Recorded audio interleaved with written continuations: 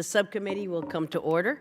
After recognizing myself, Chairman Yoho, Ranking Member Deutsch, Ranking Member Sherman, each for our opening statements, I will then recognize other members seeking recognition for 1 minute. We will then hear from our witnesses, and without objection, the witnesses' prepared statements will be made a part of the record, and members may have 5 days to insert statements and questions for the record, subject to the length limitation in the rules. I'd like to remind audience members that disruption of committee proceedings is against the law and will not be tolerated, although wearing themed shirts while seated in the hearing room is permissible. Holding up signs or standing up during the proceedings is not. Any disruptions will result in a suspension of proceedings until the Capitol Police can restore order. Thank you, Mr. Police Officer. The chair now recognizes herself for such time as she may consume. Finally, the third time is the charm. After running into hurricanes from Mother Nature and an emergency tax reform retreat, the first 2 times that we scheduled this hearing, I'm glad that we can all finally convene this important and timely hearing. I thank our witnesses for their patience and their willingness to work with us and coordinate our schedules so that we can make this hearing finally happen. So without further ado, we've officially kicked off our budget hearing for Afghanistan and Pakistan in an effort to examine the new strategy the President announced 2.5 months ago. Well, I think many of us are interested in hearing is exactly what the details are in this strategy, how will it be implemented, what are the benchmarks for measuring success, how the President intends to use the resources available to implement this new strategy. What I did hear when the strategy was rolled out was a clear and decisive message that the United States is resolved to win, to defeat terror, and that we will not focus on artificial timelines for withdrawal. I think that's the approach we should be taking, reversing our previous message to the Taliban, Al-Qaeda, and others that they can simply wait us out because we had already predetermined when we would leave. But we haven't seen or heard how we plan on doing this. We do know that this comes with an undefined and open-ended financial commitment by the United States, as we saw earlier this week when the administration sent up an amendment to the budget request for additional resources to support 3,500 more troops. I don't see how we can defeat these groups without the support of Pakistan. I know the President put an emphasis on Pakistan needing to demonstrate its commitment to civilization, to order, to peace, but the strategy was lacking on details on how we're going to get Pakistan to reverse course. Pakistan needs to quit hedging its bets and get fully on board with the U.S. and Afghanistan. But the strategy was short on details on exactly what tools we will use and how to convince Pakistan that its interests align with what we aim to achieve in Afghanistan and Pakistan is the correct move. Following her trip to Pakistan with Secretary Tillerson, Ambassador Wells, and welcome to you, stated that the administration, quote, laid out some very specific expectations of how Pakistan can help create the conditions that will help bring the Taliban to the table, end quote. I hope to hear some of those specific expectations, not just on bringing the Taliban to the table, but to address the use of Pakistan territory as terror safe havens.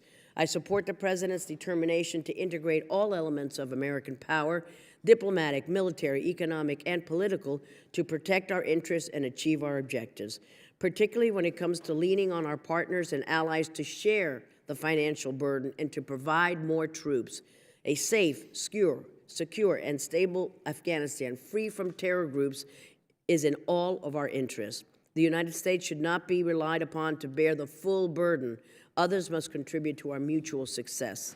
But right now, I don't see that willingness from our partners, especially when it comes to contributing more troops to NATO's mission, and I think the administration hasn't quite gone into detail on how we can get this support. I'm also concerned that the new strategy isn't as clear when it comes to our commitment to Afghanistan's future and the U.S.-Afghan relationship. Since the year 2002, we have made a concerted effort to support and empower women in Afghanistan, and in recent years, we have seen that support start to be realized. Dr. Bera and I had the honor and privilege to host First Lady Ghani, former First Lady Bush, and members of the U.S.-Afghan Women's Council for a meeting with our committee members and members of the Caucus for Women's Issues last week in the Capitol. What we heard was that the United States has helped build a foundation for women and girls that has improved their lives. But now what we need is to take that to the next level, to build on previous successes, achieved in large part to the work of the U.S. Afghan Women's Council, help them scale up and meet long-term challenges. Women will have an important role to play in Afghanistan's future, and I hope to hear how our new strategy will leverage that to achieve even greater success. The President clearly defined winning as attacking our enemies, obliterating ISIS, crushing al-Qaeda, preventing the Taliban. But what is the strategy in which to do this? What is our plan for addressing the growing Iranian influence in Afghanistan? We didn't hear anything in the new strategy regarding Iran's military and financial support for the Taliban, or Qatar's continued support for the Taliban and likely other terror groups in the region. The President also said that we will work with the Afghan government only as long as we see determination and we see progress, that our commitment is not unlimited and our support is not a blank check, and the American people expect to see real reforms. I'm not sure that these are both on the same timeline, and I'm not sure that we can achieve our goals excuse me, without supporting the Afghan government. I'm also greatly concerned with what I see as a dangerous and tragic retreat when it comes to our counter-narcotics efforts in Afghanistan. The President's request for fiscal year 18 was nearly half of our actual expenditure on these operations in 2016. ISIS, al-Qaeda, and so many others finance their operations in large part through their illicit activities, most notably through the money they raise from drug trafficking. We cannot just defeat these terror groups kinetically. We need to take out their revenue streams. Without a commitment to counter narcotics, I don't see how we can totally defeat these groups. There are ideas in this new strategy that many of us can fully support, but we need to hear details on how we will achieve our objectives, and we need to know what benchmarks the administration is going to use to measure success. I hope to hear some of that from our patient panel today, and how the President's budget request will be leveraged to achieve our goals and fulfill this new strategy. And with that, I turn to the ranking member of our Middle East Subcommittee, Mr. Deutsch, for his opening statement. Thank you, Chairman Ros-Lehtinen, and thanks, Chairman Yoho, for convening this important joint subcommittee hearing. Thanks, of course, to our witnesses here today from State and USAID, whom I fear are undervalued, underfunded, and underutilized in the current administration. 16 years. For 16 years, American soldiers have been sacrificing their lives in Afghanistan to secure the future of that country and to protect our citizens at home. Too often we forget this very simple truth, that while we sit here in comfort, our young men and women are risking everything for us. Just this weekend, we were sadly reminded of this when a Green Beret, Sergeant First Class Stephen Cribben, husband, son, and father of two, was killed in combat operations south of Kabul. This sacrifice, though, includes not just our soldiers, sailors, airmen, and Marines, but also our diplomats and our public servants bringing hope and opportunity through the critical work of the State Department and USAID. Yesterday, we held a hearing in this room on democracy and governance promotion in the Middle East. We cannot secure Afghanistan's future and an effective relationship with Pakistan that roots out terrorism and empowers civil society without these efforts. We went into Afghanistan 16 years ago in order to remove al-Qaeda, who had been provided safe haven under brutal Taliban rule. And we have since made tremendous gains in decimating al-Qaeda's core infrastructure and helping Afghans reclaim their country. We have seen great strides through improved democratic governance, promoting women's rights, better maternal and child health care, and increased access to education. Under the repressive Taliban rule before 2001, less than 1 million Afghan children were in school, and almost none of them were girls. Today, more than 9 million children are in school, and over 40% of them are girls. And USAID, which has already spent billions to promote good governance, economic growth, and access to education, just announced another $75 million project to print and distribute 135 million approved textbooks for grades 1 through 12 to all public schools in Afghanistan. The Afghan people are profoundly grateful for these efforts, and so are the members of this committee. In August, the Trump administration finally unveiled its strategy for Afghanistan and South Asia, aimed at maintaining these gains and ultimately bringing the war in Afghanistan to a close. Today, we have a critical opportunity to hear from the administration witnesses how that strategy will be implemented and what it means for the future of our relationships with Afghanistan and Pakistan. I hope our witnesses can also help explain the motivation and potential impact of this administration's alarming 40% decrease in the budget request for these two countries from last year. In his well-scripted strategy speech, President Trump said, "The men and women who serve our nation in combat deserve a plan for victory. They deserve the tools they need and the trust they have earned to fight and to win." I agree. But the very next day, Secretary Tillerson seemingly contradicted the president by saying that while we may not win on the battlefield, neither will the Taliban.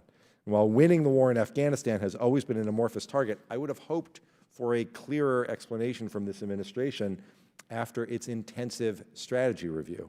What is clear to me is that we are facing the very real risk of backsliding in Afghanistan. The last few weeks have been particularly tough with a number of brutal attacks, including a deadly shooting at a TV station in Kabul this weekend by an ISIS affiliate. U.S. defense officials have plainly described the current fight against a resurgent Taliban as a stalemate.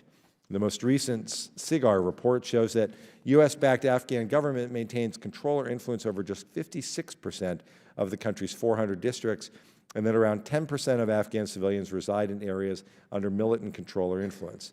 So where do we go from here? There are those who believe that the only way to achieve a stable Afghanistan is through an unending American military presence on the ground.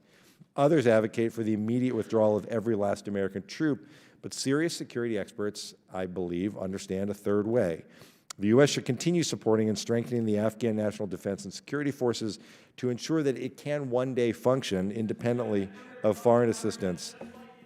The chair notes a disturbance of committee proceedings. The room will be in order.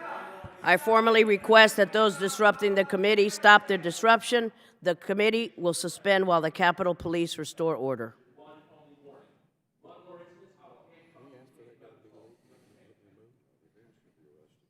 Thank you, officer. Mr. Deutsch is recognized to continue. The ANDSF must ensure that it can one day function independently of foreign assistance and U.S. leadership on the ground. Meanwhile, we need to create conditions on the ground that can bring about a negotiated political settlement where the Taliban understands that it can never win power through its military. But any political settlement cannot come at the expense of the human rights and basic dignity of the Afghan people. Ultimately, for this to be successful, the Afghan government must become accountable for its own future. A stable Afghanistan will require continued patience and consistent resources from Congress. Achieving success in Afghanistan will not be quick or easy, but we owe it to the Americans and Afghans who have sacrificed so much to get this right.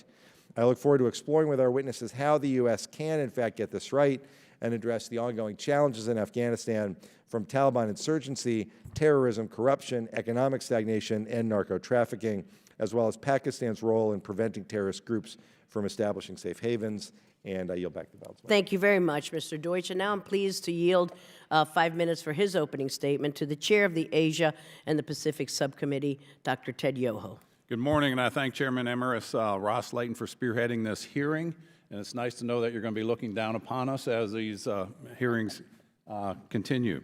Afghanistan and Pakistan continue to make up one of the United States' most complex foreign policy and security challenge. And sadly, in the 16 years of our conflict in Afghanistan, the broad strokes of the situation are strikingly unchanged. Though the previous administration attempted to bring a symbolic close to the combat mission in Afghanistan, in reality, America's longest war is still ongoing. American soldiers are still fighting and dying in Afghanistan, and the cancer of the Taliban and terrorist groups is metastasizing. Pakistan is still seen as both a key to resolving the conflict and shelter for our enemies. While he is no supporter of unending wars in the Middle East and South Asia, President Trump observed in his speech that the consequences of a rapid exit are both predictable and unacceptable. In announcing our new national strategy for the conflict, the President laid out an important truth that should have guided our policies all along, that despite the enormous costs, we can't leave without resolution. Doing otherwise would create a vacuum filled instantly by terrorist threats, not just to the United States, but to the free world. Our new strategy must include civilians as well as military efforts to secure a lasting victory in Afghanistan for the Afghanistan people, and a sustainable relationship with Pakistan. There are many important questions to be answered about how the Department of State and the U.S. Agency for International Development will work within the new strategy and contribute to its eventual success. The administration has proposed reconsolidating the special representatives for Afghanistan and Pakistan back into the Bureau of the South and Central Asia. I hope Ambassador Wells, the acting head of both offices, will share her thoughts whether this will increase operational efficiencies and contribute to more region-wide strategic thinking. I'm particularly interested in hearing more about whether this administration will tolerate Pakistan's aiding and abetting of terrorist groups within its borders. Pakistan has been one of the largest U.S. foreign assistance recipients in the post-9/11 period, but despite giving tens of billions of dollars in counter-terror assistance over the years, terrorist organizations continue to operate with impunity in Pakistan. We've seen some promising signs that this administration will no longer put up with Pakistan's friendliness towards terror groups, and I hope to hear this new posture is reflected throughout the budgetary planning. A broader question is how reduced resources will be redirected and whether the administration's reduced focus on nation building, which the President mentioned in his speech, plays into foreign assistance budgeting for Afghanistan and Pakistan. The administration's budget for these two countries reflects substantial cuts even to accounts which have a strong nexus to defense and security, including INCLE, NATO, and FMF. So I thank the witnesses for joining two subcommittees today to share their knowledge on these and other important questions, and for working with us on scheduling to hear this hearing, and I look forward to their testimony. Thank you so much, Dr. Yoho. I now will recognize members for their opening statements, starting with Mr. Cicilline of Rhode Island. Thank you, Chairman Ros-Lehtinen and Chairman Yoho and Ranking Member Deutsch and Ranking Member Sherman for holding this joint subcommittee hearing exploring the President's plan for Afghanistan and Pakistan. Thank you to our witnesses for being here today to discuss this critical set of issues. For 16 years, the United States military has been deployed to South Asia in response to the terrorist attacks of September 11th. Since the beginning of military operations in October of 2001, our nation's objectives have evolved several times, creating more and more uncertainty as to the future of Afghanistan and America's role in that country's continuing challenges. Most importantly, since October of 2001, nearly 2,400 American lives have been lost in military operations. We owe it to the brave men and women and their families who have made the ultimate sacrifice to clearly define what our nation's role is in Afghanistan and Pakistan. This includes a clear explanation of the President's plan for Afghanistan and Pakistan, detailing the strategy and mission, and what it will take in terms of resources and personnel to achieve the objectives set forth in that mission successfully. I look forward to hearing from our witnesses today as they can help inform this process, and with that, I yield back. Thank you very much, Mr. Cicilline. Mr. Rohrabacher of California. I would hope that we are going to be doing things differently to achieve a different outcome. We have been there for 16 years. I've spent a lot of time in Afghanistan over my life and been involved in its policy. Madam Chairman, we've had the wrong policy. Obviously, it hasn't worked.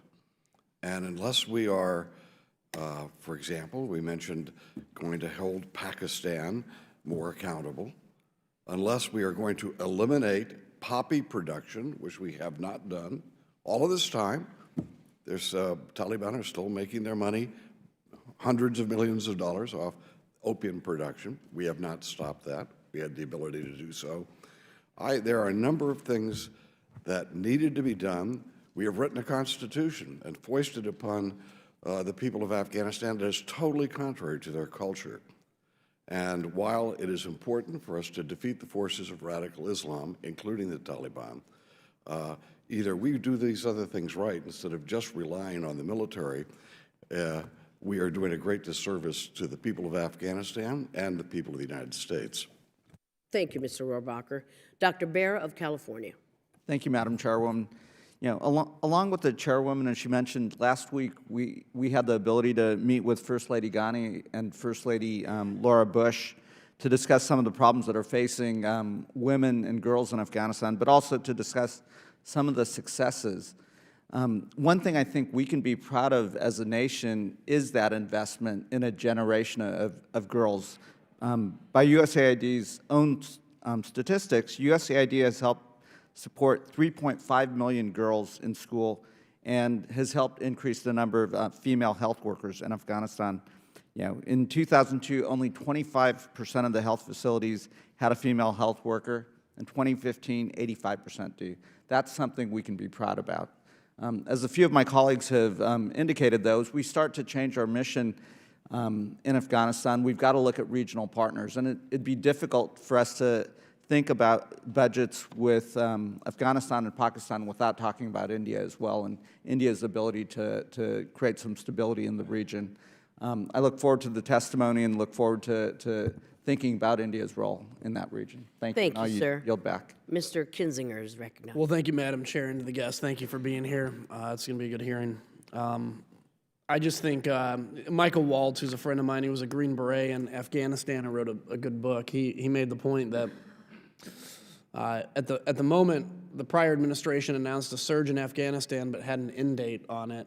He said at that point, the conversation he was having with the locals ended because they basically said, look, we really like Americans, we like you here, but we know you're leaving now. And it really set our policy back quite a bit. I think this president coming forward and saying we're not going to be defeated in Afghanistan, people know that, I think we all know that we won't be defeated on the battlefield. The only time we'll be defeated is with our will. If that happens. And look, Afghanistan's not going to be a smiley unicorn facility if we leave. It's going to be even worse, and we're going to see another 9/11 type attack being planned. Unfortunately, we're finding ourselves engaged in a generational war on terror that I think will last the rest of my life. I wish it was different, but it's the reality. So, Madam Chair, I appreciate you doing this, and I look forward to all the great insights from our guests. Thank you very much, Mr. Kinzinger. Ambassador Wagner. I thank our esteemed chairman for organizing the hearing today. The president said in his August speech on South Asia that, and I quote, "We can no longer be silent about Pakistan's safe havens for terrorist organizations." And he made clear that the U.S. would fulfill its mission in Afghanistan and give commanders the green light to target terrorist and criminal organizations. I welcome the president's policy change on Afghanistan and Pakistan and look forward to working with the administration on improving the U.S. security approach in South Asia. However, I believe that any policy and funding upheavals should include intentional inclusion of civil society organizations and serious reform of the IMET program with Pakistan to emphasize human rights and good governance.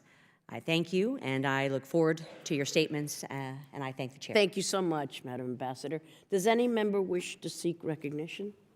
Seeing no other members seeking recognition, I'm delighted to finally introduce our witnesses. Thank you for your patience with the rescheduling.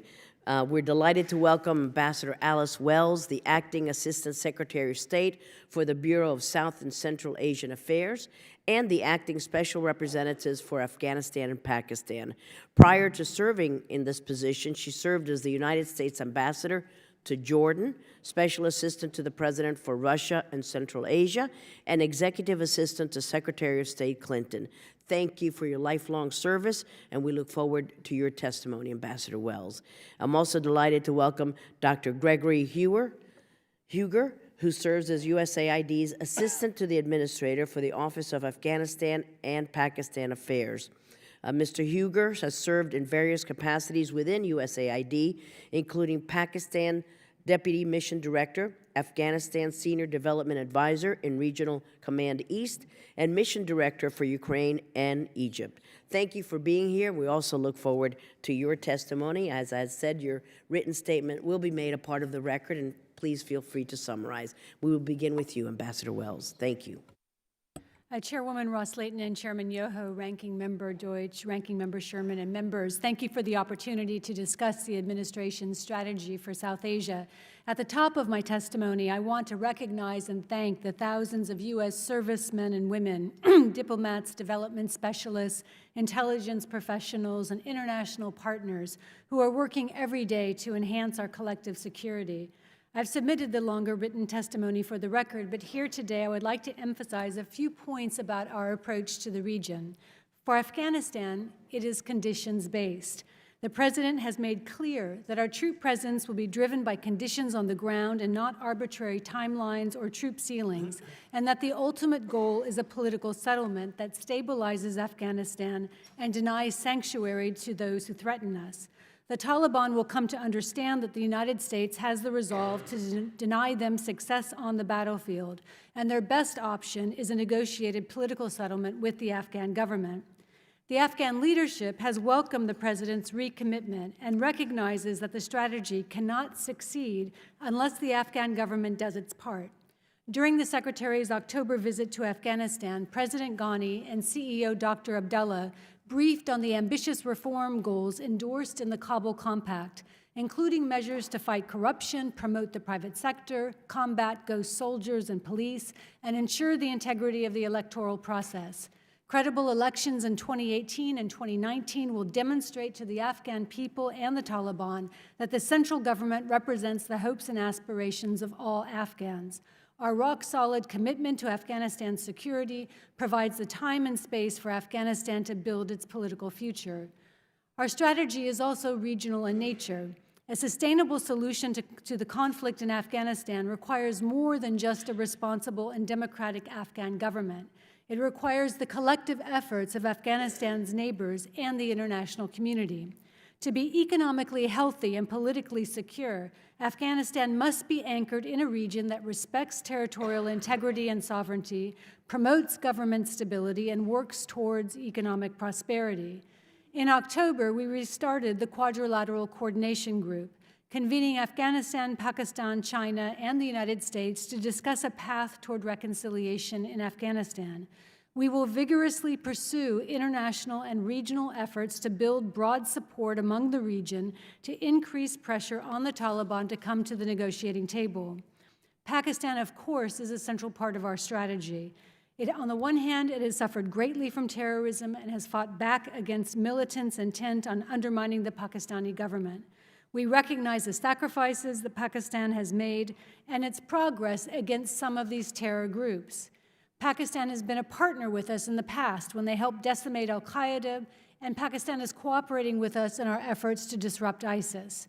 But we look to Pakistan to ensure that its territory is not a safe haven for the Taliban, Haqqani network, and other groups seeking to destabilize the region.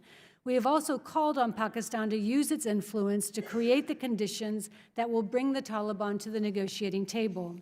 Pakistan's support in securing the release of Caitlin Coleman, her husband Joshua Boyle, and their 3 children from captivity showed what we can accomplish when we work in partnership. Indeed, a Pakistani officer was injured while pursuing the hostage takers. However, the fact that the Coleman-Boyle family was in Pakistani territory highlights that Pakistan still has much to do to meet its commitment to take action against all terrorists without discrimination. As long as terrorists continue to operate within Pakistan's borders, they pose a threat to Pakistan's own stability, as well as to the security of American citizens and service members in the region. Pakistan has said that it is committed to the war on terrorism and seeks a strong relationship with the United States. We look for tangible evidence that Pakistan is adopting an indiscriminate posture against groups that threaten the region's stability, including the Taliban, the Haqqani network, Lashkar-e-Taiba, and Jaish-e-Mohammed.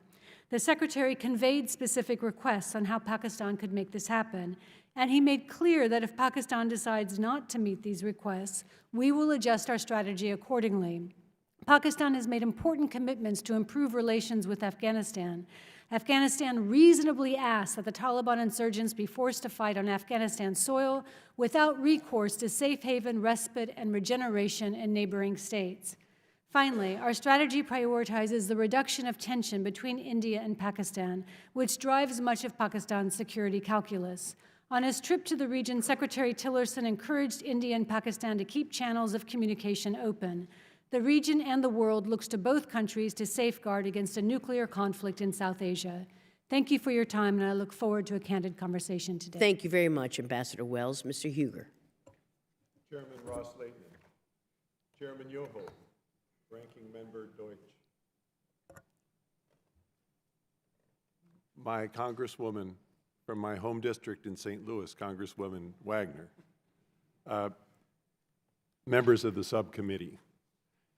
Thank you for inviting me here to discuss the administration's plans for USAID assistance to Afghanistan and Pakistan under the South Asia strategy. It's an honor to appear before you with Acting Assistant Secretary for South and Central Asia, Ambassador Alice Wells, to discuss U.S. assistance that supports our national security. I want to begin by thanking, as the ambassador did, the men and women who have served in the U.S. military and our civilian agencies and their families who served and sacrificed in Afghanistan and Pakistan, and the thousands of Afghan and Pakistani citizens who have served alongside us. As was said, I bring to this position, in which I've held for 2 months, experience within USAID and in Afghanistan and Pakistan, 5 years on the border, 3 of them based in Bagram, covering eastern Afghanistan, and 2 of them working Fatah and Khyber Pakhtunkhwa through the consulate in Peshawar.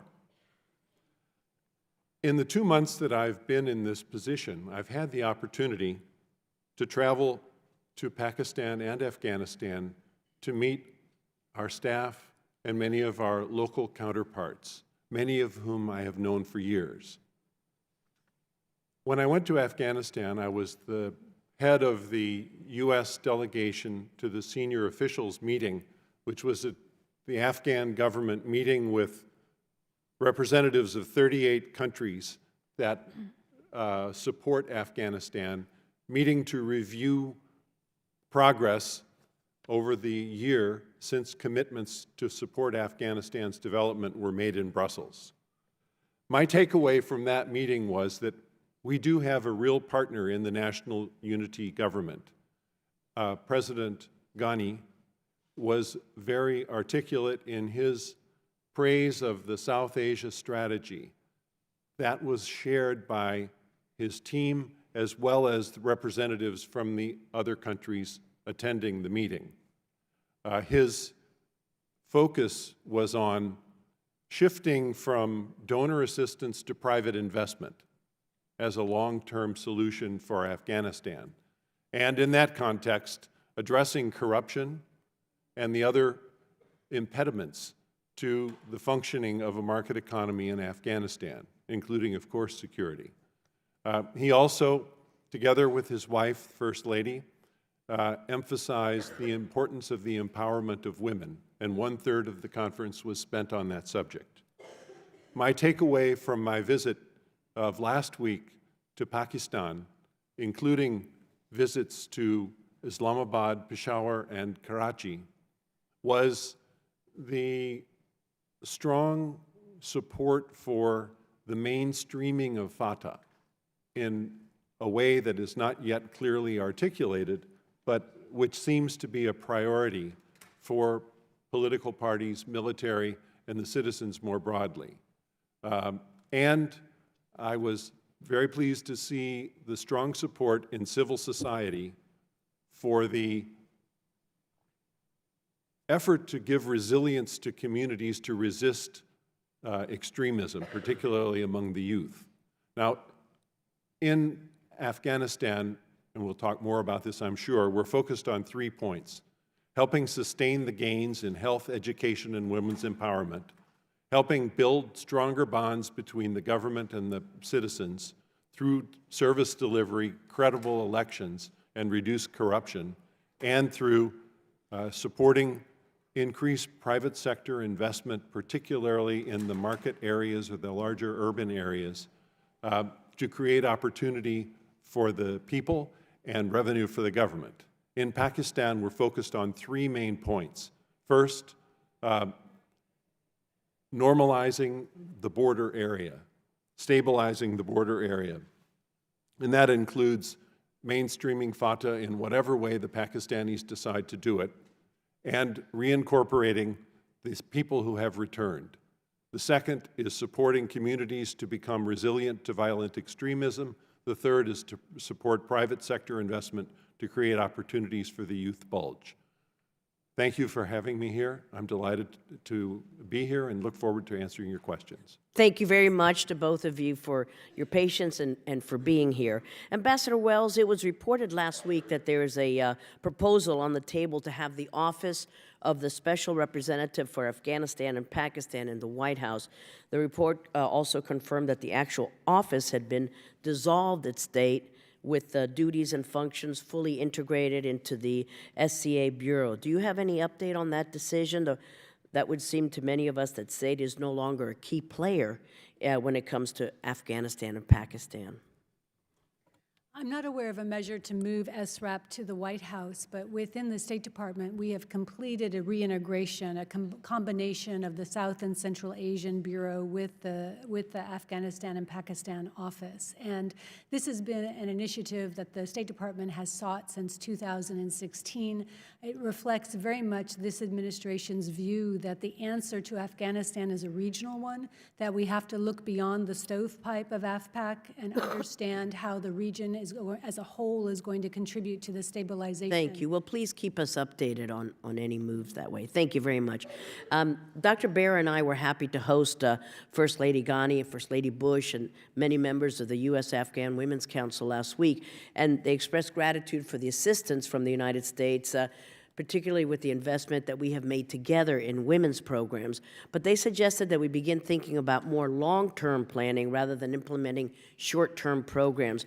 USAID has its Promote program that recognizes the important role that women will have in Afghanistan's future. With Promote now about halfway through its 5-year mandate, are we starting to plan for the next iteration using what we have learned to help inform the next stage when Promote ends for more long-term programming, Mr. Huger? Yes, we are. Thank you very much. Poppy cultivation. A lot of us have discussed it. Up again last year, eradication down drastically. Afghanistan produces about 75% of the world's opium. And not only does this cause a serious health crisis, but it also provides a great deal of funding for terrorists and incentivizes corruption and crime. Yet the budget request for Afghanistan for the International Narcotics Control and Law Enforcement counter-narcotics effort was nearly cut in half to about $44 million from the nearly $80 million in fiscal year 2016 actuals. How can we justify this great reduction in the request for the International Narcotics Control and Law Enforcement counter-narcotics program when we know that production is up and we know that terror groups fund their activities from drug trafficking? There's a relationship between drug production and security, and right now the overwhelming majority of hectares of opium grown is under Taliban control or in contested areas. And so critical to our efforts to counter narcotics are going to be to resolve the essential conflict with the Taliban. The reason you've seen a decline in funding under INL for counter-narcotics is because over the years we have managed to build a capacity within the government of Afghanistan. We have stood up under the Ministry of Interior a counter-narcotics police force. There are 2 specialized units that are also working in close coordination and training with the DEA. And so we want to see a shift because we're not there for permanent nation building. This is about building the Afghanistan capacity. I think in terms of strategy right now, the idea is not to go after the lowest person on the food chain, the farmer, but to go after the processing centers and the facilities that are the next level up, because it is critical to disrupt Taliban financing. Thank you so much. I have another question about infrastructure projects, but I know we have Nikki Haley coming in at noon, so I'll yield back the balance of my time and turn to Mr. Deutsch, the ranking member. Thank you, Madam Chairman. Since 2001, the United States has provided over $100 billion in economic and security assistance to Afghanistan. Can you comment on what you believe are the most important outcomes of this aid in the areas of economic development, gender equality, human rights, education, health, democracy, the rule of law? What are the most important security accomplishments from this aid? What have we gotten for $100 billion? Both of you, please. If I could begin answering from the USAID perspective. As you said in your introductory comments, the progress in education, particularly of girls, has been very important. Very difficult, but very important. and that's something that we will continue. The effort that Chairman Ros-Lehtinen mentioned in the Promote program, which is focused on 85,000 women who have at least a high school education, to help them play important roles in business, in civil society, and in government, has gotten off to a very good start. The infrastructure efforts that we have made, challenging as they have been, have produced a road transportation network that meets minimum requirements of the country, if maintained. We have made contributions to the production, distribution of electric power, and we've helped Afghanistan make significant gains in health, where, though there is a long way to go, health care is available to a very large number of Afghans when it was not before. These and many other concrete accomplishments are the result of our work in Afghanistan. It's definitely a work in progress. It's definitely facing opposition, but it's definitely worth continuing to achieve the outcomes envisaged in the South Asia strategy. Thanks. Ambassador Rose, I'm going to go a slightly different direction in my remaining time. I think it's safe to say that the members on this dais all agree that there's no purely military solution to the war, and therefore reconciliation of some sort is ultimately going to be needed. The President said, perhaps it will be possible to have a political settlement that includes elements of the Taliban in Afghanistan. Can you tell us what that political settlement would look like for the administration's perspective, and what would the key impediments to the Taliban seeking to participate in the reconciliation process be, and is there any way for Taliban to be a part of this that wouldn't jeopardize Afghani human rights? The administration has always set not preconditions to negotiations, but end conditions. And the end conditions have been a cessation of violence, a cessation of ties to terrorist networks, and respect for the Constitution, including the provisions for women and minorities. And that continues to be the case. This is going to be, there is necessarily going to have to be an Afghan conversation. President Trump was very clear that we're not there to micromanage how Afghans decide among themselves to live and to regulate their political life. And so I think this has been a remarkably open approach by successive administrations, including the Trump administration. The impediments are, foremost, the unwillingness to date of the Taliban to enter into negotiations with the government of Afghanistan, whether privately or publicly. And so the challenge right now, the question is not whether we're prepared to support, an Afghan-led and owned peace process. We are, and we've said that. And Secretary Tillerson has been quite explicit that there is a role and a place at the table for moderate Taliban, and we look for them to join this process. The task right now is how do we get the Taliban to the negotiating table? And there's two parts to that. There has to be increased military pressure. For the last 4 years, they were waiting for us to leave. Not unreasonably, given that that was the policy of the prior administration. But second, there has to be political pressure and coordinated international pressure on the Taliban. And that includes ensuring that the Taliban Political Commission in Doha is doing its essential function, which is facilitating, peace negotiations. Well, thank you. I yield back. Thanks. Thank you so much, Mr. Deutsch. Dr. Yoho is recognized. Thank you, Madam Chair. Ambassador Wells, earlier this week, the President issued a budget amendment with respect to the DoD budget. It called for additional funding for troops. He made it clear that he will not talk about troop levels, but that we will ask our NATO allies and global partners to increase their troop levels to support us. Does NATO have the level of troops it has deemed necessary for the Afghan mission? Our NATO partners have been interesting in working with us to ensure the success of the South Asia strategy. I'm sure they're interested, but have they increased the level of commitment since the change of leadership in our country? Yeah, we're confident that we're going to get increased levels of support from our NATO partners. All right, but as of yet, you've not seen that? No, the process is ongoing, and we're confident that we're going to see that increased support. Okay, and then you've answered my second question too then. Is the current request for $1.13 billion for Afghanistan and Pakistan enough to implement this new strategy that we have? Yes, we believe that the $780 million approximately for Afghanistan is an appropriate sum. It represents about an 18% reduction from our previous request, but continues to build out in the essential 3 areas that Mr. Huger identified as being the pillars of our approach.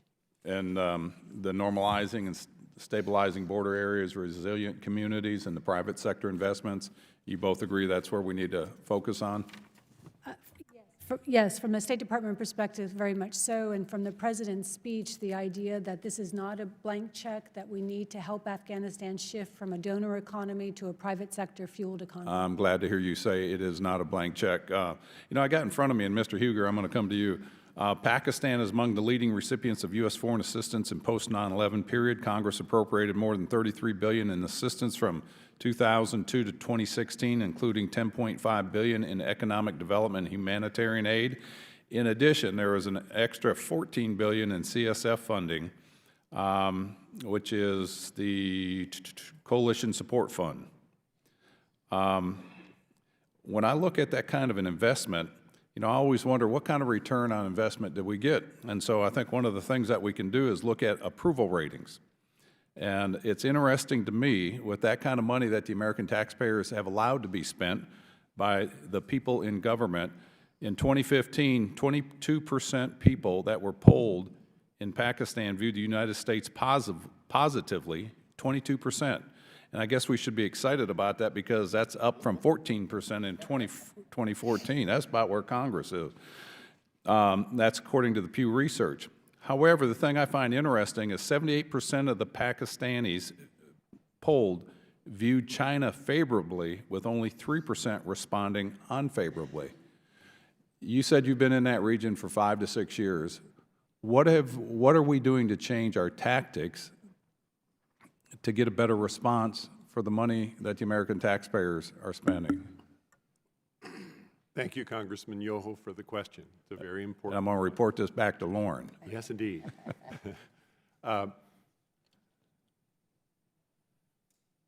The focus of our strategy is in the national security interest of the United States, and going forward, to identify things that are also in the national security interest of Pakistan.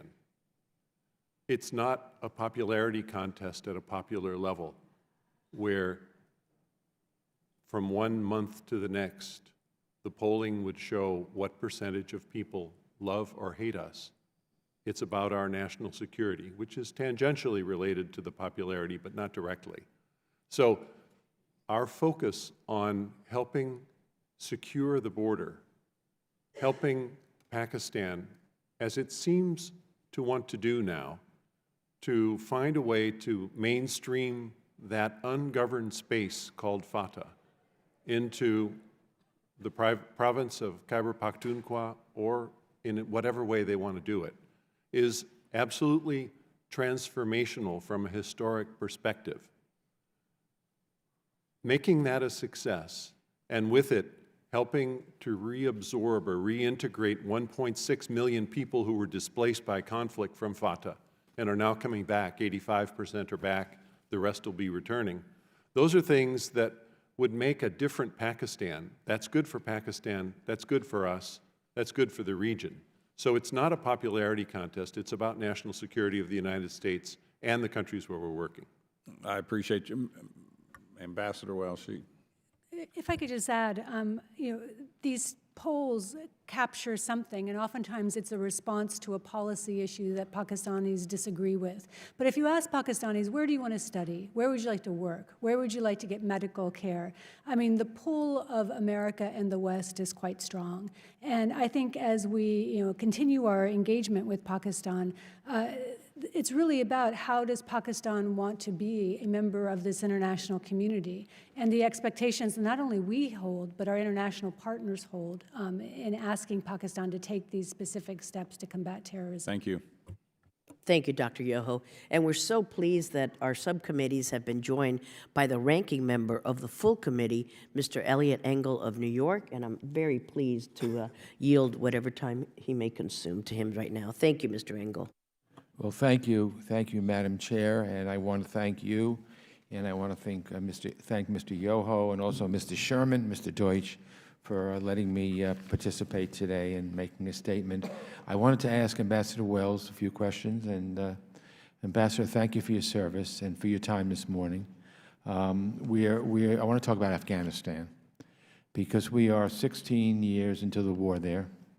After all that time, this conflict obviously remains one of our most important foreign policy priorities, and there's an enormous amount at stake, obviously, for our country, for Afghanistan, and for the region.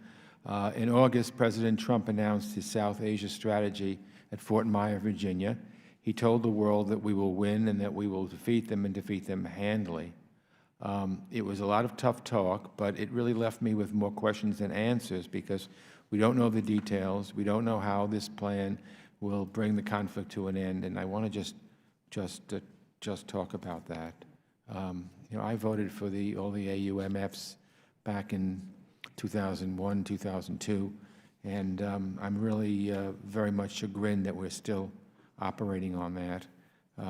We should have this Congress attack foreign policy and do what's right, rather than relying on a Congress when I was here, but I would venture to say 80 to 90% of the members still here or were not here back then. So I have some questions.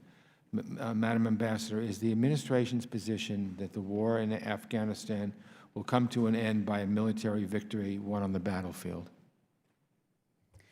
No, victory is a sustainable political settlement that results in a stable Afghanistan whose territory is not used to threaten the United States and our partners.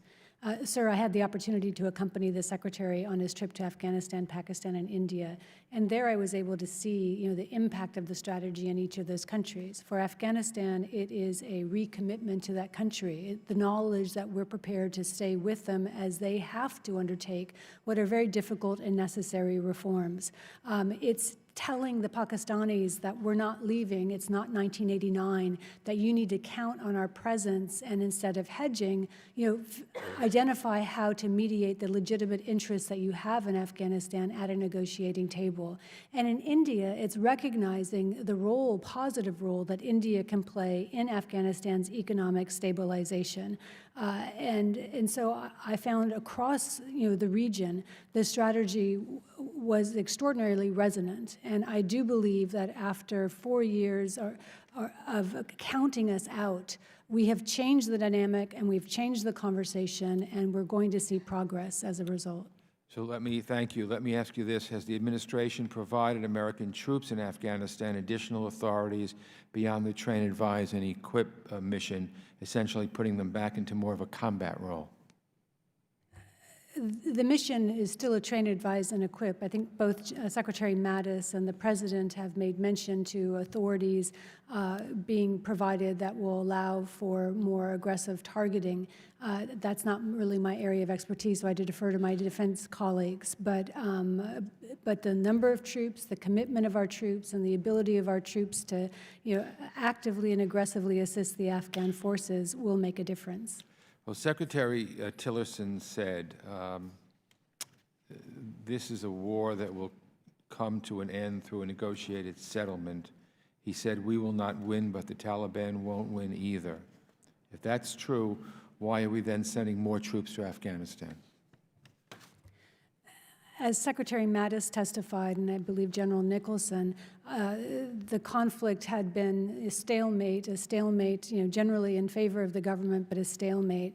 And it had not, the Taliban have not yet been convinced that they're not going to win on the battlefield. And so the provision of additional forces to enhance the train, advise, and assist and to push it down to a lower level, we believe is going to be quite significant in making a difference on the battlefield, along with the additional air assets that are being provided.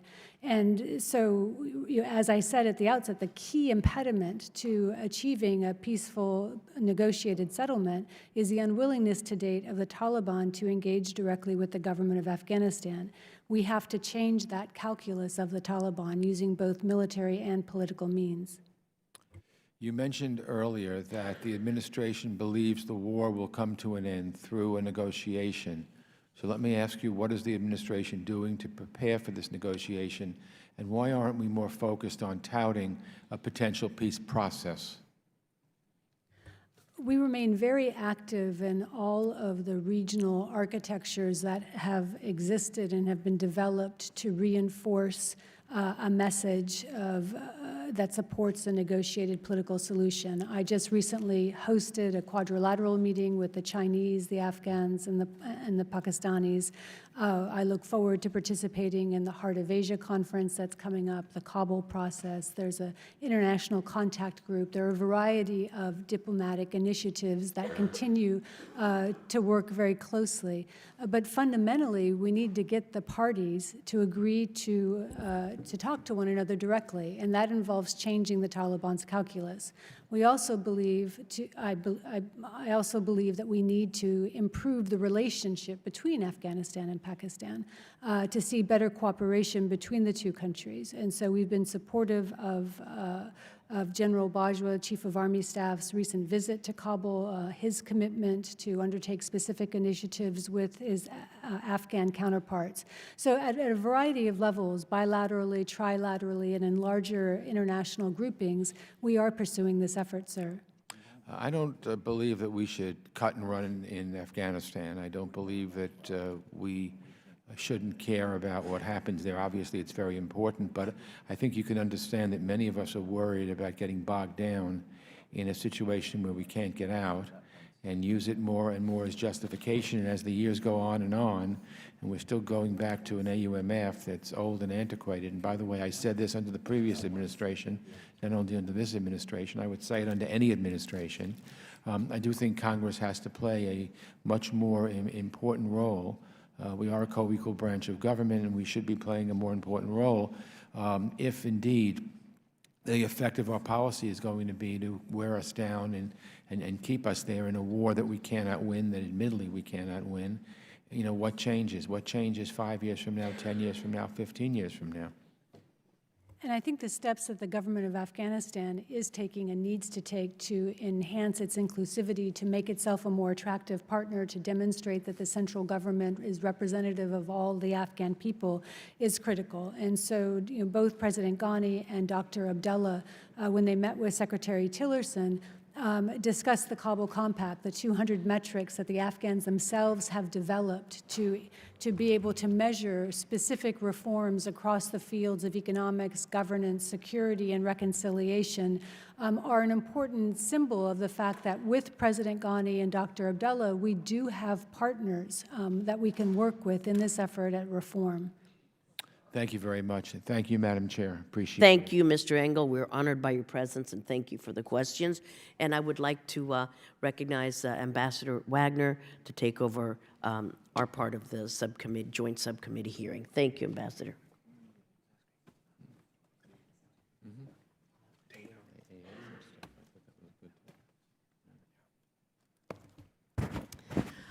Thank you. The chair now recognizes the gentleman from California, Mr. Rohrbacher, for 5 minutes for questioning.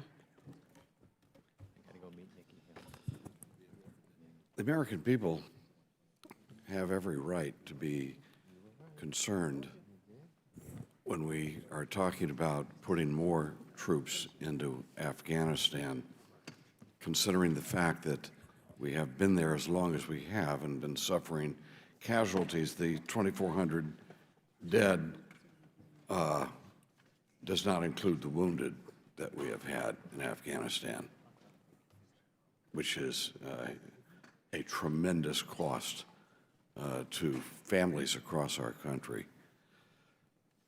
And I think that it behooves decision makers, if they are going to try to use military force as a political tool, achieving political ends, that we are also looking at what is necessary for that to succeed. Let me just note that I am not as great an expert as probably either one of you are, but I do have a long history in Afghanistan, and the Constitution of Afghanistan, as far as I can see, and people I know who are totally immersed in Afghan culture, the Constitution we've foisted on these people is totally contrary to their culture. It's a centralized in Kabul power, when in fact Afghanistan has the most decentralized social framework of any country I know. I mean, it goes right down to the village level, village, family, tribal, and then provincial and ethnic, and then way back up to Kabul. Are we going to be making any changes in the Constitution that so far has not succeeded? If I could start on the question of the use of military force, I agree with you, sir. It is an awesome responsibility. The troops that are going in today are performing a very different function. It is a train, advise, and assist function. It's not I'd like an combat answer to my function. question.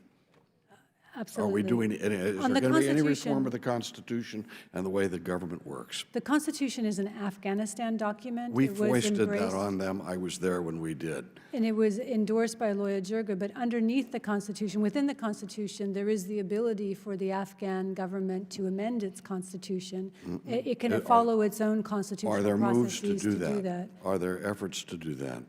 I'm not aware that there are Obviously, the efforts now. Constitution has not worked to create a better Afghanistan, because we're talking about sending more troops into Afghanistan. Let me ask this. 15 years ago, we developed a fungus that could be dropped from the air and would affect only the poppy plants and would eliminate the poppy production for not only that year, but for 10 years. But it would affect no other crop. Are you aware of that? I'm not aware of the program. Are you aware of that? Well, let me just note. No, sir, I'm not. Let me note for the record, I have stated this publicly, stated in hearings like this. Obviously, our government has not been willing to stop the poppy production. That's a major source of revenue for those people who've been killing and maiming our Americans, soldiers who've gone to Afghanistan. As far as Pakistan, let me ask you this about Pakistan. So you stated Pakistan has been our partner. You mentioned partner? In combating al-Qaeda and currently in combating ISIS, we have worked closely with Pakistan and achieved significant results. Historically, you know the Cold War history, but more recently, there are elements of partnership and then elements of extreme disagreement, which is the focus of the South Asia strategy today. Yeah, let me just note that when 9/11, which got us all involved in this, 9/11, I think there were 2 Afghans involved in 9/11, and the rest were Saudis, and it was planned in Pakistan. And, you know, we've had, as I say, the suffering.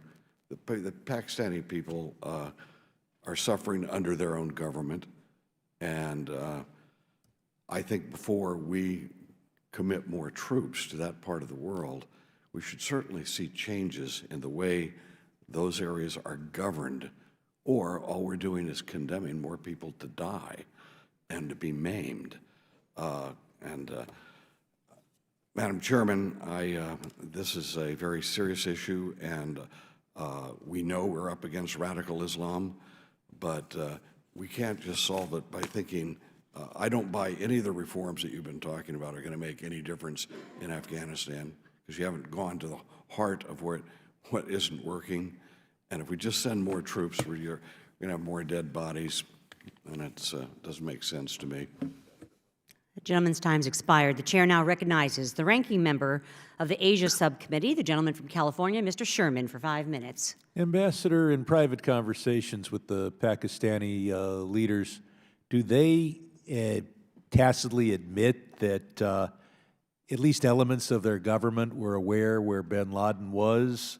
Or do they stick to the talking point that, oh, we were looking for him, every element of the Pakistani government was looking for him, we just couldn't find him? How honest are they? Sir, I've never heard any Pakistani leader suggest that Pakistan knew where Osama bin Laden was located. And they tend to suggest that they were looking real hard and they just couldn't find him. Since 2001, we've provided over $100 billion of economic and security assistance to Afghanistan, not to mention the blood and treasure of fighting the war, and $20 billion of economic assistance and military assistance to Pakistan. I want to focus a little bit on human rights. The Human Rights Commission of Pakistan reported over 700 people were disappeared, kidnapped, never heard of again, and that's just in 2016. Elements of the Pakistani government and military just see it as a good political tactic to cause their opponents to disappear. Ambassador, I'd like to get you to focus on one particular incident. 2 years ago, November 2015, Sindhi leader Dr. Anwar Laghari was brutally murdered in Pakistan. The Pakistani government has not been responsive to numerous inquiries about that murder, and he was murdered while he was conducting political activities. His perpetrators have not been brought to justice. Days before his death, he had sent a memorandum to the U.S. government about human rights violations by Pakistani security forces. But now here's the new information. Just a few days ago, Dr. Anwar Laghari's son, Asad Laghari, was found dead in suspicious circumstances, very possibly poisoned. I had met with Asad Laghari when he was in Washington. He was pursuing a master's degree at Mehran University of Engineering and Technology at its U.S.-Pakistan Center for Advanced Studies in Water. What's suspicious about this is that Asad Laghari's death comes just weeks after I had, along with 6 other members of this House, sent a letter focusing on human rights issues in Sindh. And that letter especially focused on disappearances, murders, extrajudicial killings. To what extent does the administration take up these human rights issues and disappearances with the Pakistani government? And to what extent has the issue of human rights and disappearances in Sindh raised at the recent visits to Pakistan by yourself and by Secretary Tillerson? Sir, we regularly raise human rights situation in Pakistan. As you know, our human rights report on Pakistan is quite candid about the disappearances, the other abuses that we see, and that organizations inside of Pakistan, including journalists and human rights organizations themselves, document. And so this is a serious concern. Did Secretary Tillerson bring this up directly and orally in his conversations? I'm not able to comment on whether he brought them up directly, but I can assure you, sir, that we bring them up directly, the ambassador and the consulate. Can I ask you to personally bring up with high-level Pakistani authorities the November 2015 death of Dr. Anwar Laghari and the death just a few weeks ago of Dr. Laghari's son, Asad Laghari? Yes, sir. Thank you. Shifting to Pakistan, any chance that the doctor who helped us, I believe his name is pronounced Dr. Ahmadi, is going to be released? We continue to raise Dr. Afridi's case. Afridi, excuse me. In every high-level encounter, and we have not yet seen the Pakistani government move to do so. As you know, we have withheld $100 million in assistance as a result of his continued incarceration. Not enough. Let's do more. I bring up for the record the issue of Ahmadi Muslim. Sorry for the mispronunciation. But I want to pick up on Dana Rohrbacher's point. Is it the policy of the United States in Afghanistan to destroy poppy crops to the full extent that that can be done without destroying legitimate agriculture? The destruction of poppy crops is always sensitive, and our policy has always been to support the destruction of poppy crops in areas where local leaders agree to this strategy.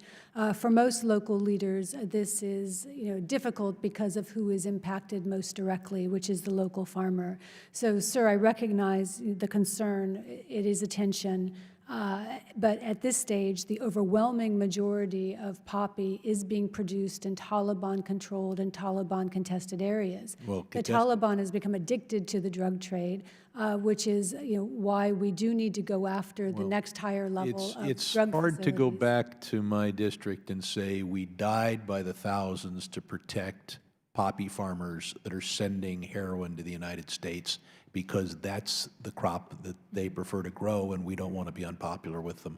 But we are, sir, working very closely with the police forces, the counter-narcotics police forces, and the two specialized units that we help set up to target the next level up quite aggressively in order to try to disrupt Gentleman's the time's financing. expired. Yeah. Chair now recognizes herself for 5 minutes. I say welcome to the witnesses, especially Mr. Huger, who hails from Missouri's 2nd Congressional District and is a Priory graduate, and your daughter's a graduate of my alma mater, so welcome, sir. The continued involvement of the Pakistan military in the civilian government is damaging to the country. Assistant Secretary Wells, my understanding is that the fiscal year 18 request for Pakistan's IMET account is 5 times the amount request for fiscal year 16. Can you please explain this increase in IMET funding, what it'll be used for, and what the figure is, please? IMET funding has been a useful tool for us to establish relations with members of the Pakistani military, and through those training courses to try to inculcate some of the values that we believe are essential to appropriate civilian-military relations in any country, and certainly in any democratic country. Well, I'm glad you mentioned values, Ambassador Wells. Does the IMET program contain coursework on human rights and democracy? And I do have some concerns as to why it was increased 5 times the amount since fiscal year 16. I would have to check on the number being a 5 times increase. I'm sorry, I can't respond to that. But traditionally, our EIMET courses do have a very heavy component of rule of law, of respect for, of how a military operates in wartime, respect for human rights. And so, yes, that is a critical component of many of our IMET programs. I don't believe that the program does include specific and vigorous coursework on human rights and democracy. So I would like you to I'll take that back. To take that back and to put forward some of the coursework. And I'd also like an exact number and some reasoning as to why it was increased 5 times from over in 18 over fiscal year 16. The administration's funding request for the International Narcotics Control and Law Enforcement Program would decrease the Afghanistan account by nearly 50% and the Pakistan account by nearly 40%. My understanding is that this account is used to support criminal justice institutions and the judicial sector, fight corruption and reform security forces. Assistant Secretary Wells, is this how this account was used in Afghanistan and Pakistan? And what gains does the administration hope to make by cutting this program?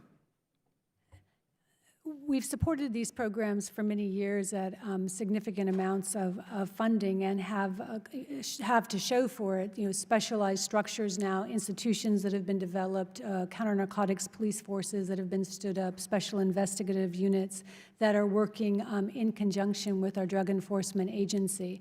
And so the cut in funding also reflects the idea that having stood up these institutions, we're able to transfer now the responsibility to these host government agencies while continuing to work with them in partnership. And you believe these institutions have in fact been stood up and are in fact fighting corruption and reforming and reforms have been put in place in the security? We have stood up these institutions. We continue to work with them and to mentor them, but the change in funding reflects a shift again towards shifting the responsibility to the host government. I just want to make sure that we're shifting priorities, especially as I see IMET plussed up over 5 times, that we are also shifting towards increased human rights and democracy programs at all levels. Thank you.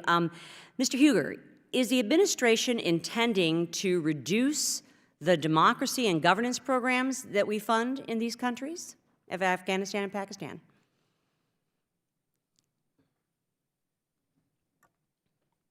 We are focusing our efforts on the points that I mentioned. Within them is helped to reduce corruption and to have credible elections in Afghanistan, and to help Pakistan establish governance in the ungoverned area of FATA. FATA has had the frontier crimes regulation since 1902, when the British established it, and there is a significant will among the people in FATA to normalize their legal framework. So our emphasis on normalizing the border area will include helping the government establish local jurisdictions that can respond to the needs and desires of the population. So we intend to have a very significant focus on governance and democratic elections in both countries. Great. Thank you, Mr. Huger. My time's expired. The chair now recognizes the gentleman from Alabama, Mr. Brooks, for 5 minutes. Thank you, Madam Chairman. I've got some comments, and I'm going to ask a question. This war began in 2001. Now it's ongoing for roughly 16 years. That is the longest active military conflict in the history of the United States. Early on, the Taliban government was toppled, and al-Qaeda, to a very large degree, was destroyed. And quite frankly, goals were achieved. Our American military won. Later on, Osama bin Laden was killed as a result of our presence in Afghanistan. Another goal was achieved, and America's military won yet again. However, we've persisted in Afghanistan despite those victories and achievements by our military, and the cost in monetary terms is estimated to be as low as $800 billion to $1 trillion, as high as $4 to $6 trillion when including, quote, long-term medical care and disability compensation for service members, veterans and families, military replenishment, and social costs, end quote, according to a study by Harvard economist Linda Bamas. Moving on, in a more difficult part of the cost, are lives lost and casualties incurred. We've had roughly, more than 2,000 American military personnel who have lost their lives, roughly 1,000 plus American contractors, civilians who have been serving in this war zone who have also lost their lives, and we've had roughly 20,000 wounded American casualties, many of whom have come home with debilitating injuries.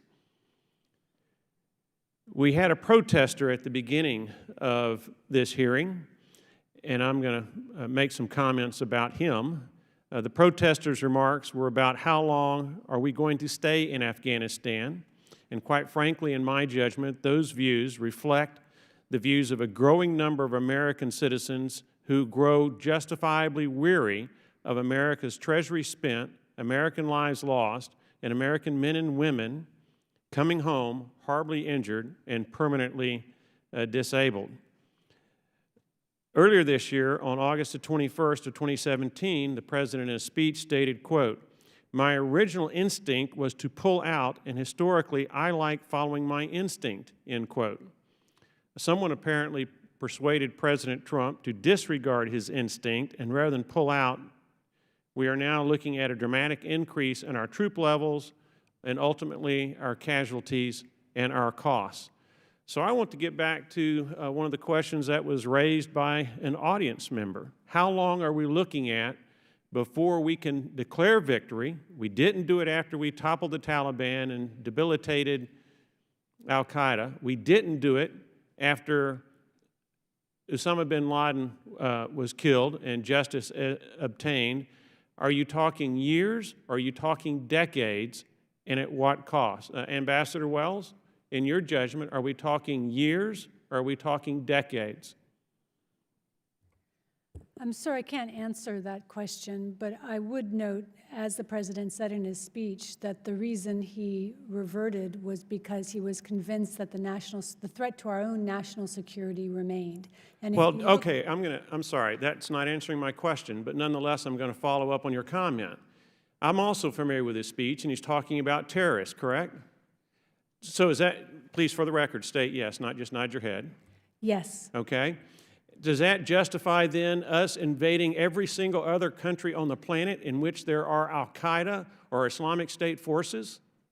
Is that the suggestion there, that that's the justification for still being in Afghanistan, despite this already being the longest active military engagement in the history of the United States?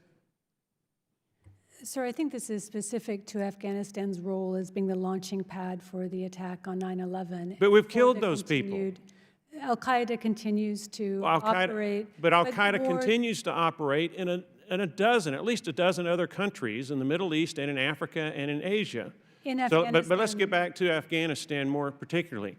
Is it your testimony that you have no judgment, no insight whatsoever on behalf of this administration that will help the American people ascertain how many more lives will be lost, how many more of our American troops will come home disabled, and how many more years we will be there, and at what great cost? You have no estimate whatsoever. So the judgment is that there are multiple terrorist groups operating in ungoverned spaces in Afghanistan. Okay, that's that not are answering my engaged in question, external Ambassador plotting. Wells. My question is, do you have a signal- judgment as to the length of time? I'm not asking for the explanation. I'm already at the end of my 5-minute remarks, but do you have an estimate of the length of time and how much more cost there's going to be to the American people with this engagement in Afghanistan?